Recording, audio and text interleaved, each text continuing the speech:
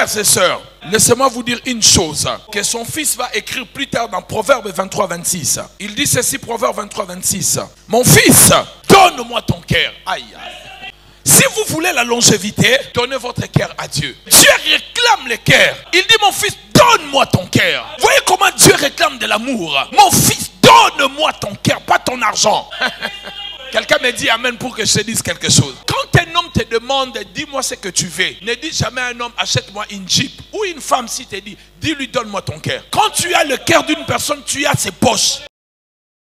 Tu as tout ce que la personne a. Beaucoup de gens demandent le matériel sans prendre le cœur. Il faut chercher à avoir le cœur de la personne. Et Dieu sait, si tu lui donnes ton cœur, tout ce qui est à toi, tu ne refuseras pas de lui donner. Alléluia. Vous savez pourquoi vous ne donnez pas à Dieu? Même l'argent, même le temps de venir à l'église. Parce que vous n'aimez pas Dieu. Peut-être à votre niveau. Qui a été déjà amoureux ou amoureuse? Quand on est amoureux ou amoureuse, il n'y a qu'une seule chose qu'on veut auprès de cette personne, passer du temps avec la personne. Des fois, tu n'as pas besoin d'argent. Et le temps est court. Tu peux faire 6 heures de temps avec la personne. C'est comme si c'était 30 minutes. Mais quand tu entres dans la présence de Dieu, tu fais combien de temps? Oh,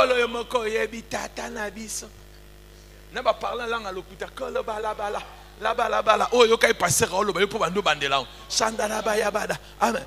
Donc tu sais que ton cœur n'y est pas, même dans la prière. Ton cœur n'est pas dans la prière. Tu ne partages pas tes sentiments avec Dieu. Vous savez que nous tous ici, on a été amoureux un jour, ou d'autres le sont encore. Mais on le sait quand on aimait. Même l'amour scolaire. Tu ne verras pas Jackie, mais tu écris déjà la lettre toi-même. Tu écris.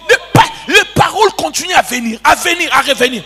Entre dans la présence de Dieu. Malobécile, tu n'as plus de paroles et tu dis que tu l'aimes. Oh, c'est pas de l'amour. Amen. Quand on aime, on a toujours quelque chose à dire à l'amoureux. C'est pour cela, frères et sœurs, nous devons aimer Dieu parce que la Bible dit, puisqu'il m'aime, je le délivrerai, je le protégerai. L'amour que nous avons pour Dieu compte aussi beaucoup pour l'Éternel. Vous savez, aujourd'hui, je suis parent de plusieurs enfants. Je peux vous dire, deux fois, j'ai besoin de l'amour de mes enfants. Je suis protecteur de mes enfants. J'aime protéger mes enfants. Deux fois, je dors avec les enfants dans la chambre, sur le même lit. Mais je peux vous dire, mes bien-aimés, j'ai aussi besoin de leur amour tant que père. Ça sera étonnant de voir, deux fois, je dis à Onésime, mais pourquoi tu sors? On peut rester parler un peu. Vous comprenez? Parce que tant que père, j'ai aussi besoin de ressentir cette affection de mes enfants vis-à-vis de moi. Et très souvent, nous ne le savons pas. Nous pensons que Dieu n'a pas besoin de notre amour. Il n'y a pas une vraie relation sans amour. Si on n'établit pas l'amour dans une relation, elle ne durera pas. Développez votre amour pour Dieu, vous serez protégé et délivré. Ce que j'aime avec la Bible,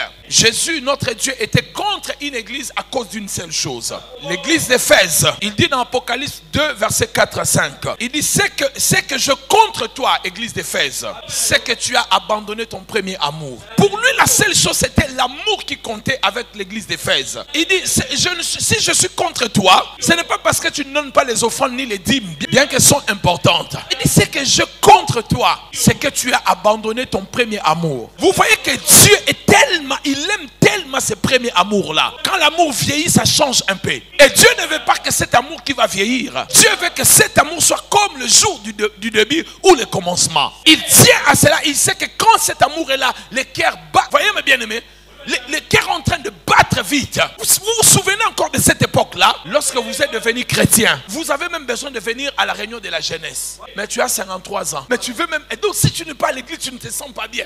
Donc tu préfères venir même rester à l'église une heure. Mais aujourd'hui, tu es pasteur, on t'évangélise. Pasteur, ça fait des dimanches, on te voit passer. Comment ton affaire? Et si tu es pasteur, 2 semaines, tu ne viens pas à l'église, tu as un vrai problème. Ta délivrance va nécessiter vraiment avec les pieds, pas seulement avec les mains. Voyez-vous, frères et sœurs, l'amour qu'on a pour Dieu, ça peut nous délivrer. Alléluia.